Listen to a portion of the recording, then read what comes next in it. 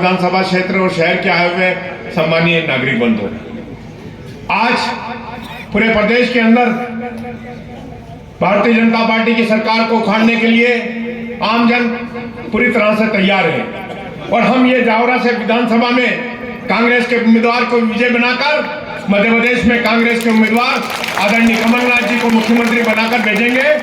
और आदरणीय राजा साहब, समय समय पे आपने हमें जो भी मार्गदर्शन दिया है हमने उसका पूरी तरह से पालन किया है और यहाँ कांग्रेस पार्टी एकजुट होकर कांग्रेस के उम्मीदवार को विजय बनाएगी। हम 6 बेटों का बिठा लेते हैं, बहुत अच्छा लगता, लेकिन आपने हमको बिठाने का प्रयत्न किया, ये पीड़ा हम सब की है, तो इस बात पे आपको विशेष ध्यान होना था। लेकिन फिर भी आपका आदेश निश्चित रूप से सर माथे पे है, हम कांग्रेस के लिए आन बान शान लगा देंगे, लेकिन किसी बात में कांग्रेस का कार्यकर्ता कम नहीं रहेगा।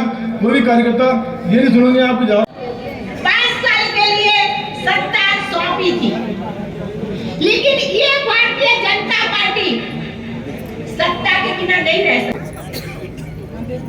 माननीय राजीव गांधी जी की कृपा से प्रदेश कांग्रेस का अध्यक्ष है और तब से लेकर आज तक कुछ न कुछ तरीके से किसी पद पर रहते हुए कौन बेहतरीन उम्मीदवार हो इसके लिए मैं शामिल रहा। दुनिया में सबसे खराब काम है टिकट बांटना और उसमें भी जब हवा कांग्रेस की हो, उस हवा में 4000 लोगों ने टिकट बांटा। अब हमारे पास कोई थर्मामीटर तो है नहीं कि पता लगा है कौन जीतने वाला कौन हारने वाला। कमलनाथ जी ने सर्वे करवाया, अनेक सर्वे हुए, क्योंकि हमारे जमाने में सर्वे नहीं होता था। हम तो आज कार्यकर्ताओं से पूछ लेते थे भाई किसका पलड़ा भारी, उसके हिसाब से टिकट देते थे। लेकिन अब सर्वे हो रहा है, सर्वे में किसका नाम आ रहा है ये जब बताया तो हमने कहा भाई सर्वे ही सर्वे सर्वा है तो चलो सर्वे भी करो। साथियों, मैं भाई वरुण जी की बात से सहमत हूं और मैं बधाई देता हूं जितने यहां पर उम्मीदवार थे, एक ने भी निर्दलीय फॉर्म नहीं भरा। आपको बहुत बहुत बधाई। यही भारतीय राष्ट्रीय कांग्रेस की शक्ति है। हाँ, हम सब उम्मीदवारी बताते हैं, जताते भी हैं और अपने उम्मीदवारी के लिए हम लोग सबूत भी देते हैं। लेकिन बात वही है जिसको मुख्य चुनाव समिति ने चुनाव समिति ने जिसको टिकट दे दिया उसको हम स्वीकार करते हैं, स्वीकार किया भी। फिर कुछ आंकलन हुआ। श्रीमान जी हमारे बड़े अच्छे व्यक्ति हैं, हमारे बड़े अच्छे नेता हैं, हमारी उनके प्रति पूरी सहानुभूति है। लेकिन फिर अगर पार्टी ने तय किया तो वो भी ठीक है। इसलिए साथियों,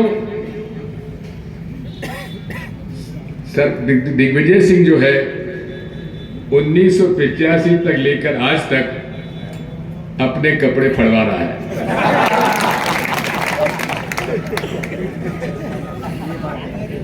क्योंकि मैंने हमेशा से हमारे कार्यकर्ताओं का मान सम्मान रखते हुए यही कहा है कि भाई दोष किसी का हो, विष तो दिग्विजय सिंह को पीना है सो पीता। लेकिन मैंने आज तक भी कभी ये नहीं कहा कि कांग्रेस पार्टी के खिलाफ कोई खड़ा हो उसको मैं समर्थन करूंगा। मैं जीवन में नहीं कर सकता। यहां तक कि मेरे निजी लोग भी खड़े हुए, मैंने मना कर दिया। इसलिए साथियों, आप सब लोगों को बहुत बहुत बधाई जिन्होंने उम्मीदवारी जताई थी, लेकिन टिकट नहीं मिलने के बावजूद भी आप सब एक मंच पे हो। आपका जितना मैं आपको धन्यवाद दूं, जितनी आपकी प्रशंसा करूं, वो कम होगी। हाँ, वीरेंद्र सिंह जी के बारे में आलोचना हो सकती है, होती है, लेकिन उसके बावजूद भी अगर पार्टी ने उनको उम्मीदवार बनाया है तो मैं उन सभी को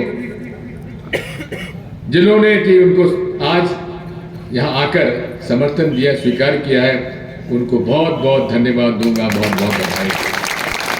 ये लड़ाई कोई व्यक्तियों की नहीं है, ये लड़ाई विचारधारा की है, ये लड़ाई कांग्रेस और भाजपा के बीच में है। ये कोई लड़ाई व्यक्तियों की नहीं है, पंचायत का चुनाव नहीं है कि ये भी हमारा उम्मीदवार, वो भी हमारा उम्मीदवार। उम्मीदवार दो ही हैं, एक कांग्रेस का उम्मीदवार, एक भाजपा का उम्मीदवार। सरकार इनमें दोनों में से बनने वाली है, कोई निर्दलीय की सरकार नहीं बनने वाली, कोई और पार्टी की सरकार।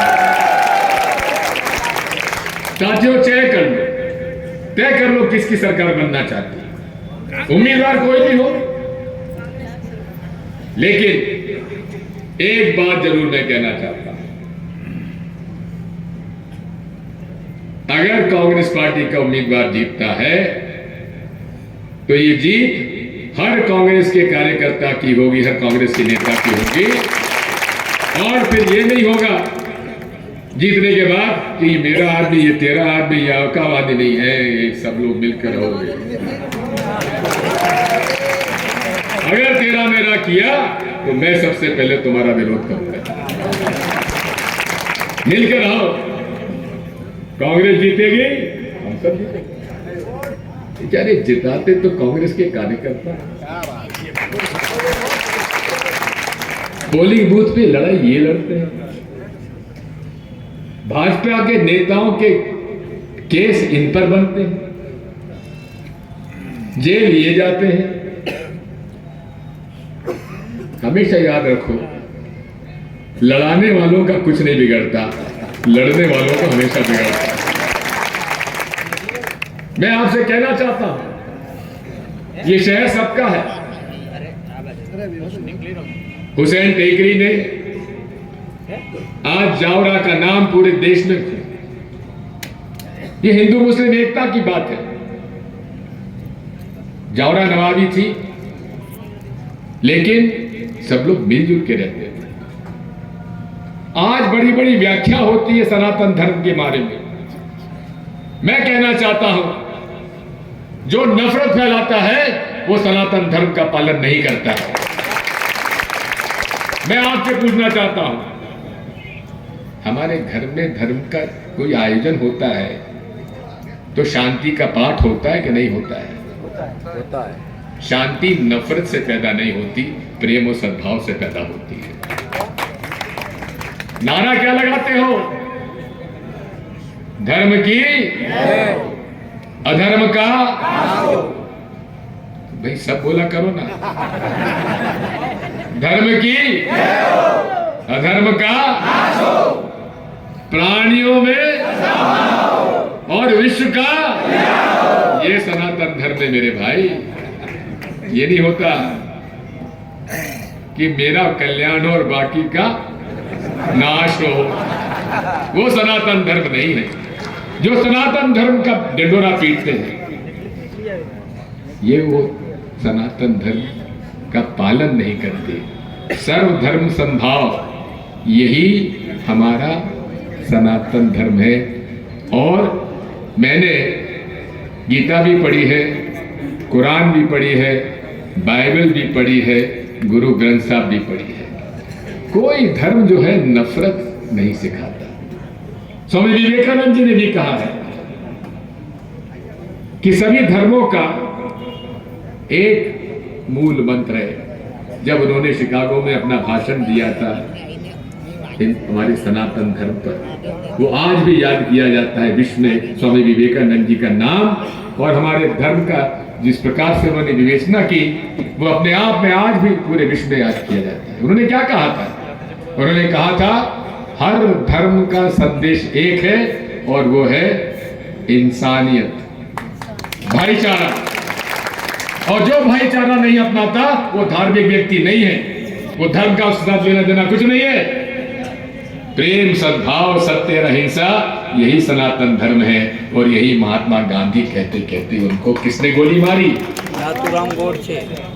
गोडसे ने। क्या वो हिंदू नहीं था? क्यों मारी? क्योंकि वो नफरत फैलाना चाहता था। नफरत के आधार पर अपनी राजनीतिक हस्ती दबाना पड़ता था। महात्मा गांधी के आखिरी शब्द क्या थे? हे राम। राम सबके हैं, हम सबके हैं। अभी मैं देखता हूं बड़े बड़े पोस्टर लगे हुए हैं, बैनर लगे हुए हैं, राम मंदिर रामलला को हम ले आए। क्या भारतीय जनता पार्टी रामलला को अवतार करके लाई है? गजब हो रहा है। हमने भी उसमें चंदा दिया। शिवराज सिंह चौहान ने, मामा ने 1 लाख दिए, मैंने 1,11,000 रुपए दिए। फिर क्या प्रचार है? अरे हमसे तुम राम छीन सकते हो क्या? कोई नहीं छीन सकता हमसे राम। राम सबके हैं, उनको राम को भी मत बांटो। तुमने समाज को बांट दिया, धर्म के नाम पर बांट दिया। अब भगवान राम को तो कम से कम कांग्रेस और भाजपा में मत बांटो। ये आपसे प्रार्थना है। मैं आपसे कहना चाहता हूं, कांग्रेस जो कहती है सो करती है। आज अमीर और गरीब की लड़ाई है। 2014 से लेकर 2023 तक आपको मालूम है कितने बड़े उद्योगपतियों के कर्जे माफ हुए हैं? 25 लाख करोड़ कर्जा मोदी जी ने माफ किए हैं। किनके? बड़े बड़े उद्योगपतियों के। एक भी गरीब मजदूर, अनुसूचित जाति, जनजाति, पिछड़ा वर्ग, किसान मजदूर का एक पैसा भी माफ किया हो तो मुझे बता दो। हमने कहा था माफ करेंगे। 2018 में कमलनाथ जी ने पहला आदेश दिया, किसानों के 2 लाख तक के कर्जे माफ करेंगे, और किए। 27 लाख लोग किसानों के कर्जे माफ हुए। लेकिन झूठों के शहंशाह शिवराज सिंह चौहान, उन्होंने सरासर झूठ बोला कि एक का किसान का भी कर्जा माफ नहीं हुआ। लेकिन विधानसभा के अंदर उन्हीं के कृषि मंत्री ने जब प्रश्न पूछा गया तो कहा 27 लाख किसानों के कर्जे माफ हुए हैं। और शिवराज सिंह चौहान के चचेरे फुफेरे भाई का कर्जा माफ हुआ है। कितना झूठ बोल के कितना लोगों को गुमराह करोगे? मैं आपसे कहना चाहता हूं, क्या कारण है जब कांग्रेस आती है तो बिजली सस्ती हो जाती है और भाजपा आती है तो बिजली बढ़ जाती है? 10 साल तक 93 से 2003 तक 5 हॉर्स पावर की बिजली किसानों को माफ हमने करके दी कि नहीं दी? मुफ्त में दी कि नहीं दी? गरीबों के घर में उजाला 1 बत्ती कनेक्शन करके हमने दिया कि नहीं दिया? पंचायती राज हमने दिया कि नहीं दिया? आपको अधिकार दिए कि नहीं दिए? आज बेचारे सरपंचों के पास कोई अधिकार नहीं है, जनपद अध्यक्षों के पास कुछ नहीं है, जिला परिषद के पास कुछ नहीं है। मेरे कार्यकाल में शिक्षकों की नियुक्ति जनपद पंचायत में हुई, नगर पालिका में हुई, नगर पंचायत में हुई, नगर निगम में हुई। पंचायत कर्मियों की नियुक्ति हुई और जन स्वास्थ्य रक्षकों को ट्रेनिंग दी गई। कोविड में जब सरकारी अस्पताल फेल हो रहे थे तो इन बेचारे झोला छाप कोविड के अंदर इन जन स्वास्थ्य रक्षकों ने जो काम किया है उनको मैं बधाई और सलाम करता हूं। उन पर भी ध्यान देने की आवश्यकता है और कांग्रेस वादा करती है उन लोगों का पूरा ख्याल रखा जाएगा और किस तरह से उनको प्रोत्साहन दिया जा सकता, हम उनके लिए काम करें। गौ सेवक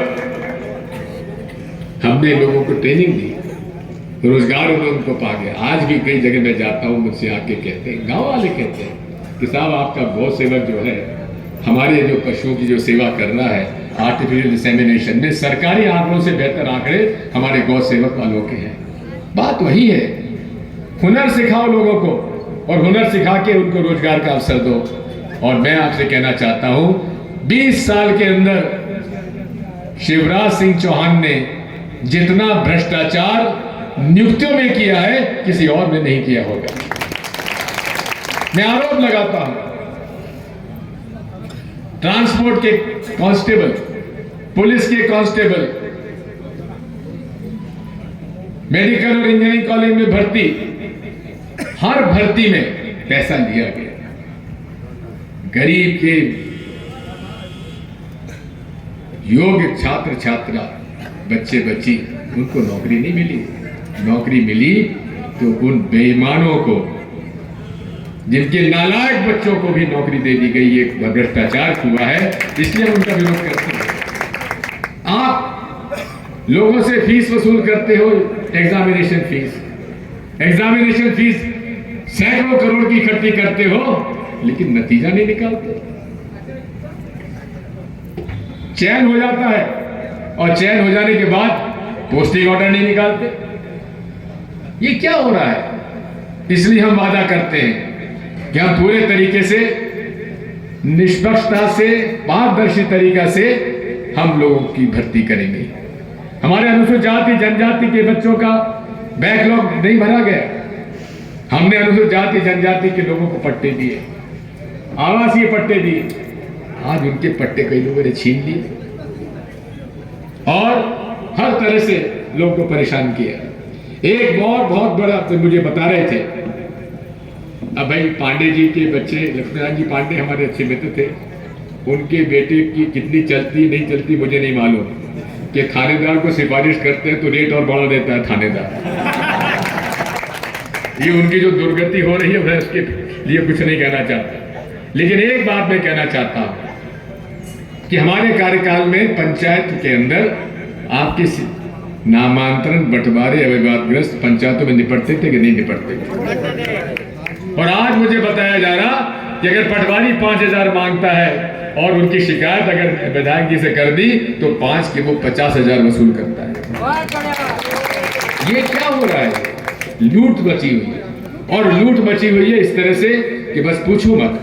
पूरे तरीके से लोगों के, जिनके पास टूटी साइकिलें नहीं थी, आजकल बड़ी बड़ी गाड़ियों में घूम रहे हैं वो लोग। ये कहां से आया? ये आपका हमारा पैसा है।